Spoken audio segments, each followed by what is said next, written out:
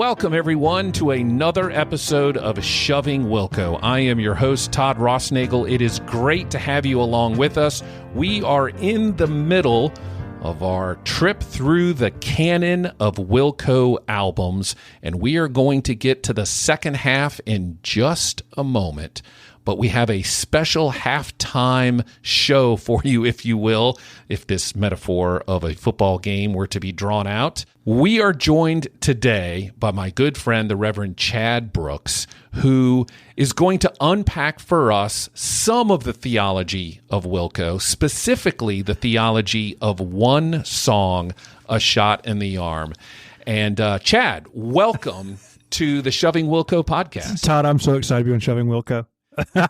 This is years of our subtext between each other about our favorite band.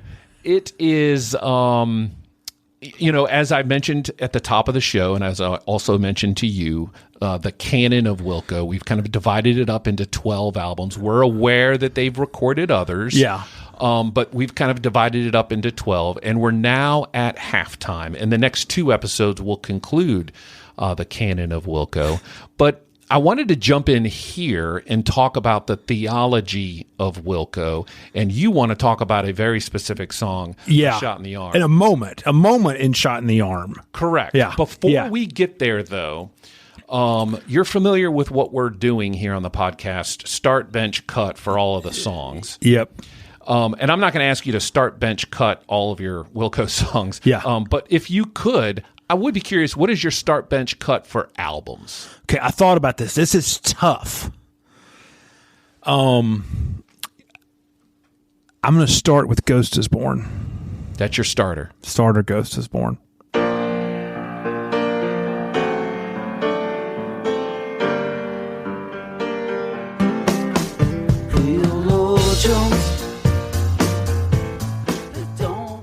It's a solid album. It's solid. It was the first Wilco album that came out after I was a fan. Okay.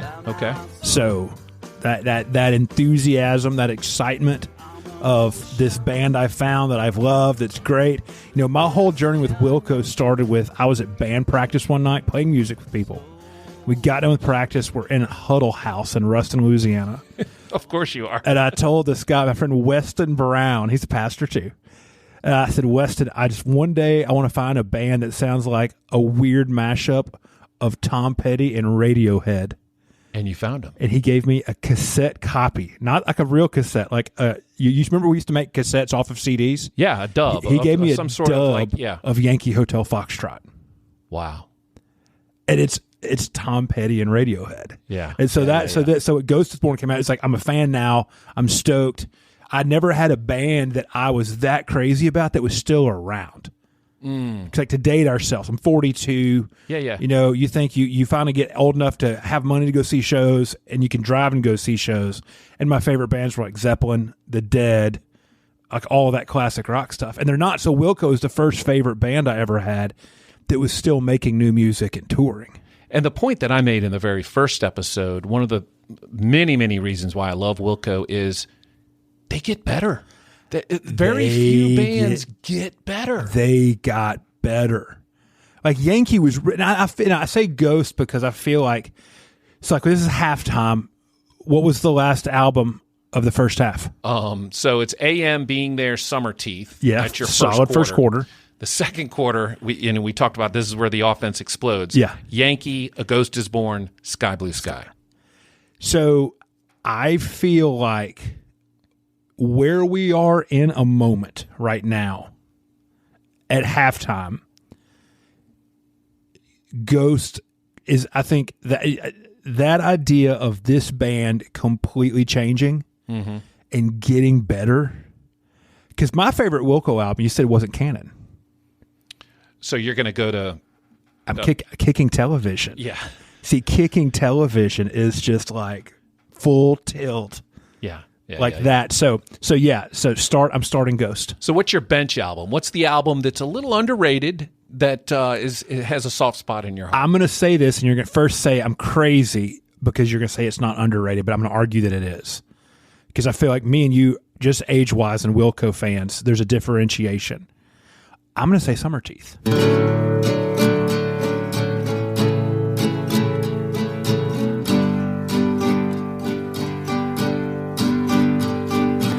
Dreamed about killing you again last night, and it felt alright to me. Dying on the bank. Because all of the younger hipster, like late 2000s Wilco people that kicked up, the whole pre-Yankee era is a wash, except for California Stars and Via Chicago. Summer Teeth is a banger. It is. And of course has the song that we're going to talk about in just a moment. Yes, and in the words of Jay Bennett, it's easy rockers. That's right. And sometimes easy rockers are what you need. So before we get to that, though, who would you cut? What album would you cut? I might get obliterated for this. I would cut AM.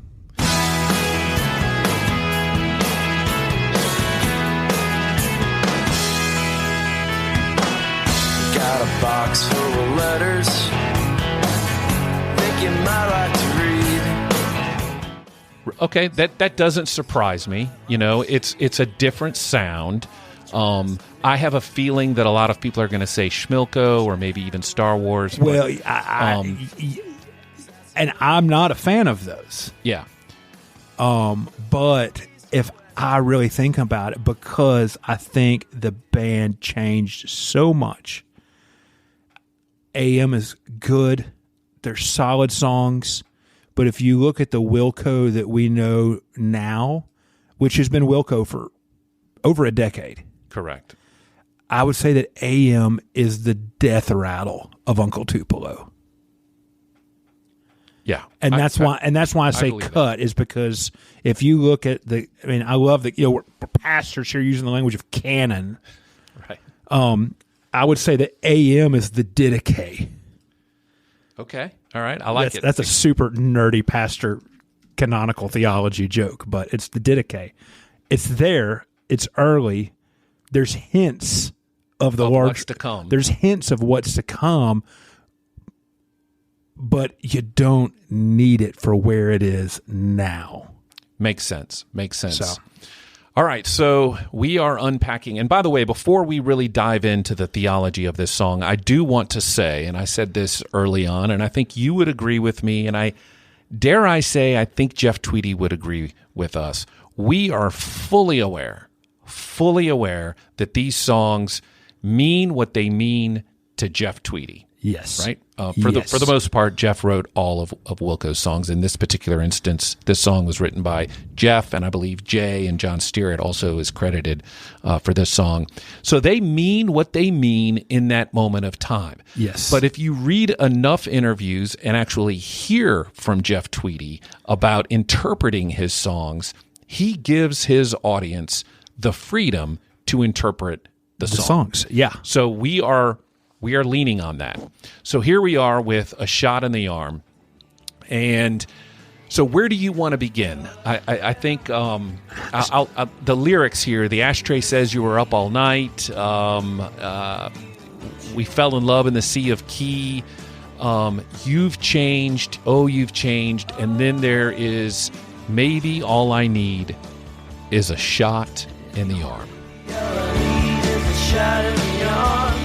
Maybe all I need is a shot in the arm. Maybe all I need is a shot in the arm. Maybe all... So I think that, I'm pulling the lyrics up so I can have it in front of me too. I think that Jeff Tweedy understands the human condition in a way that we have not seen songwriters try to write songs in the modern era.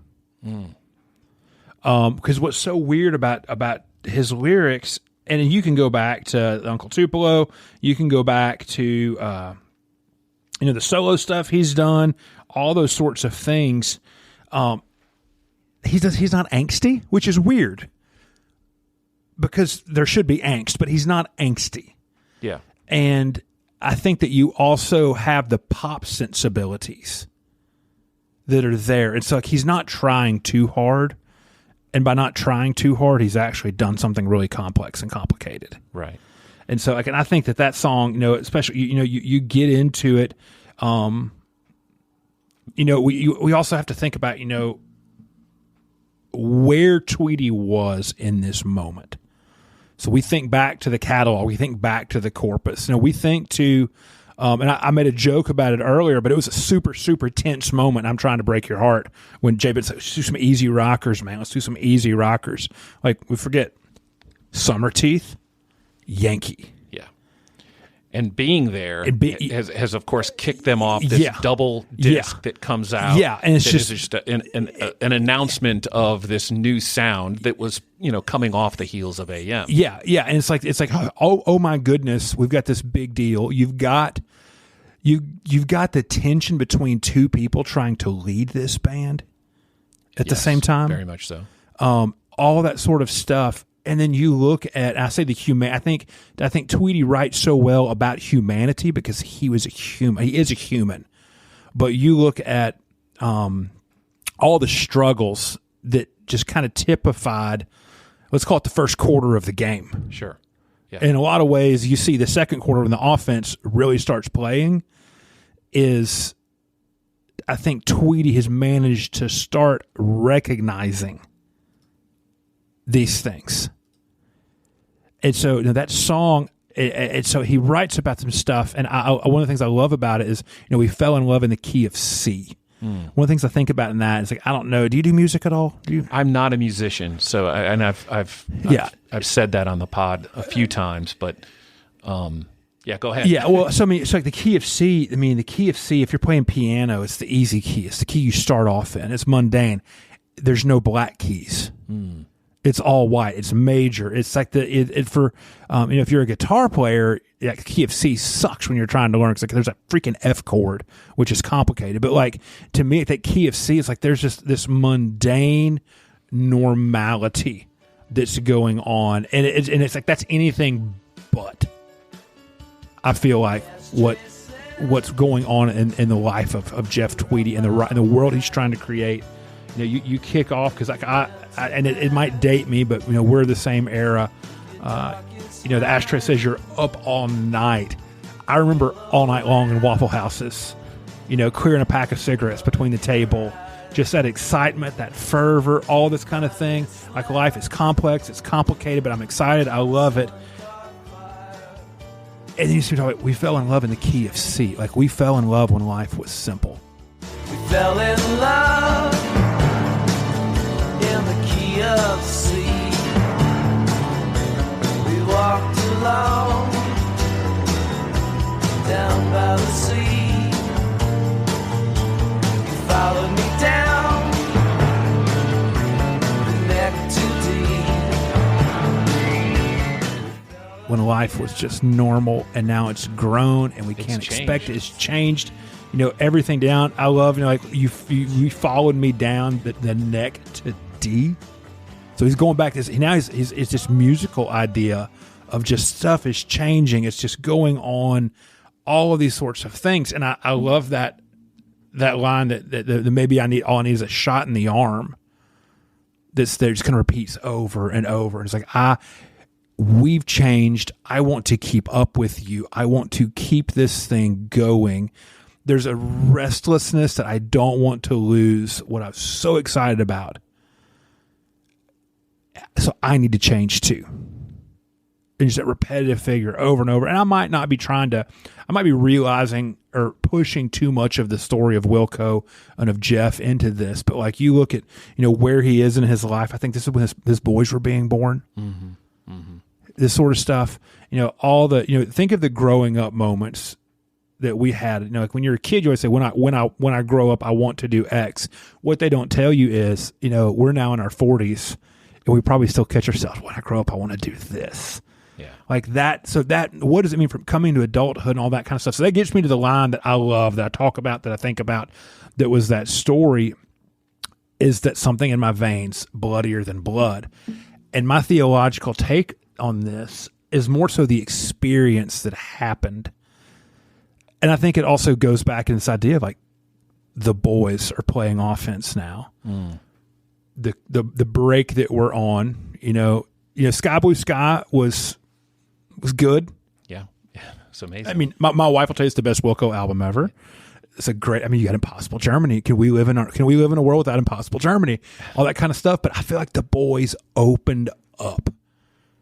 Like they learned they were safe. Tweety probably had to. What does it mean to be safe? And so, I'm working in campus ministry. It's 2005. Wilco didn't come to the South that much. Tell me about it. Especially living in Ruston, Louisiana. Driving distance of Ruston, Louisiana, you're not going to get to see Wilco. At this point in time in my life, I had never gone to, and I'd worked on the road. I'd toured. I'd done all this kind of stuff, but it was always like this underground metal scene, that kind of thing. Like I had never seen like a big band. Working in campus ministry, all of our students are a bunch of freaking Wilco fiends.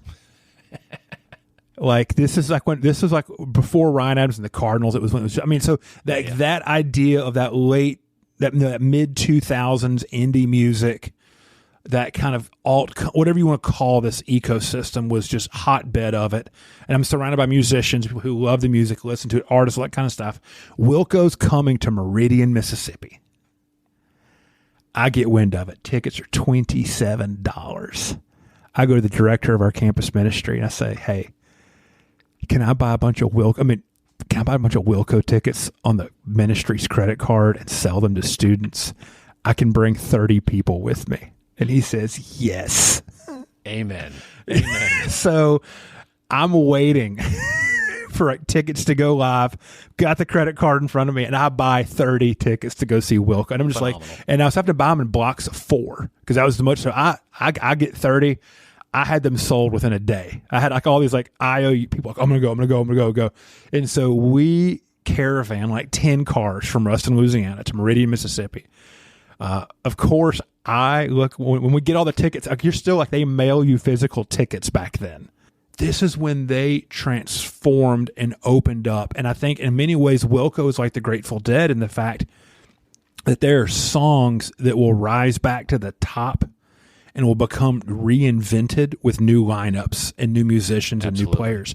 And I think Shot in the Arm is one of them. You listen to the album version of Shot in the Arm, and it's good. It's like, you could tell the Brian Wilson thing, like that whole Summer Teeth 5. That's a good song. It's a good song. You pull a Kicking Television, Shot in the Arm, or like that night, that era. No, it is a banger.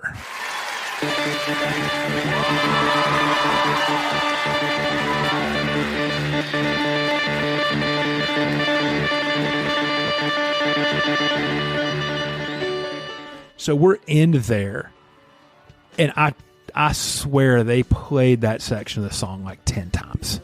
They just kept going. We're Tweety in that, like, this whole thing, he can tell he's going to destroy his voice for the moment. Like, that's going on. I mean, Nels is making all the weird, crazy noises that he makes. Pat's windmilling. I mean, they're just full tilt boogie. And I'm sitting here, and I'm having this, like, legitimate Holy Spirit moment singing this song, because it's like every single time when we want things to change, we realize that the change is already inside of us. It's like that whole, there's something in my veins bloodier than blood. It's like, no, there is this thing that we are looking for. And whatever, transformation, whatever this kind of stuff we have, it is not an outside agent that does this. This is when we realize what's going on, and we realize where we are, how we are equipped, how we are made, like this idea of like the sanctification of personhood. To pull it in, it's like that line. And you look at just the story of change and then of realization that I am not unsatisfied.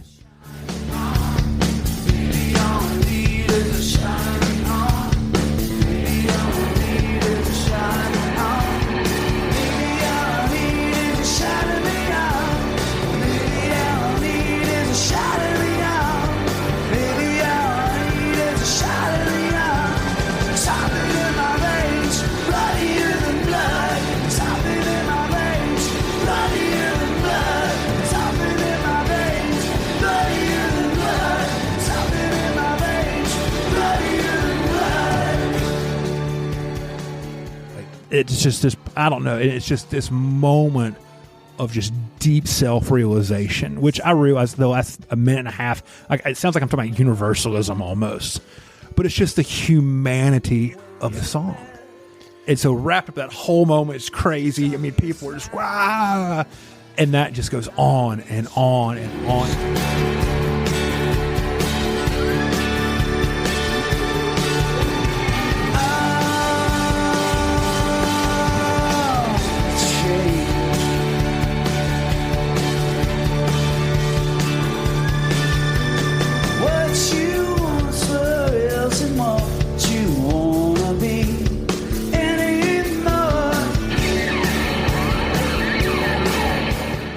Seeing the boys afterwards, plenty of times after that, never being that physically close, but also, I don't think I've ever got another shot in the arm. Literally. Yeah, literally. Yeah. It's like, huh. And so I've thought about this, and I absolutely love your unpacking there.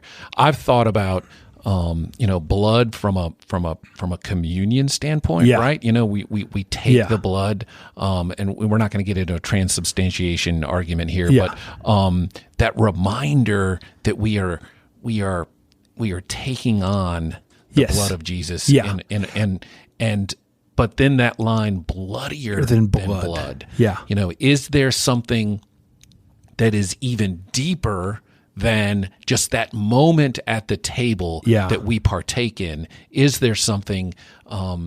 There is something deeper, and I think that there is something bloodier, and that is our call to try and consistently seek that out. Yeah, and I think there's a piece of it that I've thought about this a lot in that line because also, I mean, me and you had the conversation probably several years ago, back that moment, and kind of this, like I thought about this, like if you take in the full idea of incarnation. That's there, 100% human, 100% divine. Sure. Which we don't think about. We like to think like Jesus is like, he's all the way divine, has a little bit of human, enough human to make it count. Yeah.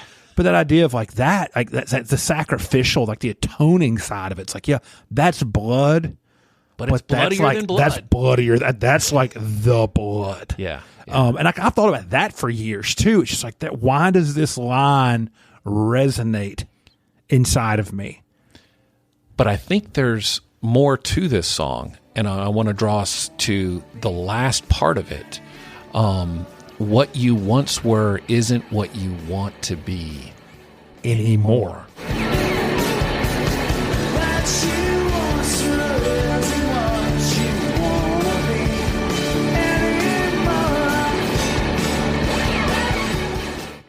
And so for me, I think about that line as being our call as disciples, that we are constantly, or at least we should be constantly in the mode of transforming ourselves.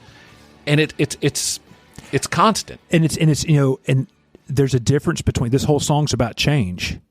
Sure. But then it becomes about transformation. Absolutely. And change and transformation are two different things. You come to the point to where you think, I want to change, and then you realize, change isn't good enough. I need transformation. And I think those two little repeating lines, the something I mean bloodier than blood, and then what you want isn't what you ever be anymore, like that. It's like this moment of realization of, and I think there's almost a piece of wistful thinking that maybe the other person realized this before you did. Yeah.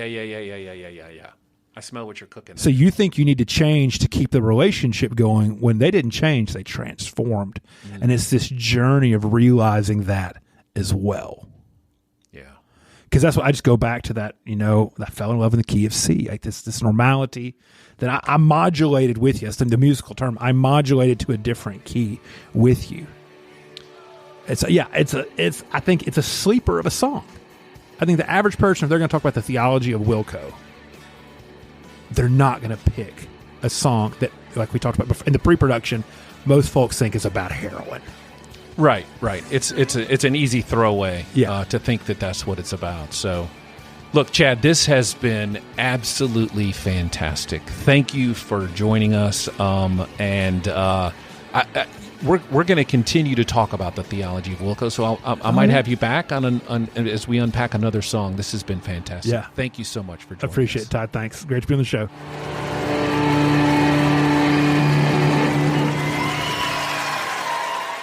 You've been listening to a special halftime episode of Shoving Wilco. Big thanks again to my good friend, the Reverend Chad Brooks, for unpacking the theology of A Shot in the Arm. As you know, we're halfway through the discography. My good friend Tim Arnold will join us for the next 2 episodes as we traverse through the discography of Wilco. Thanks again for joining us. We'll see you next time, everyone.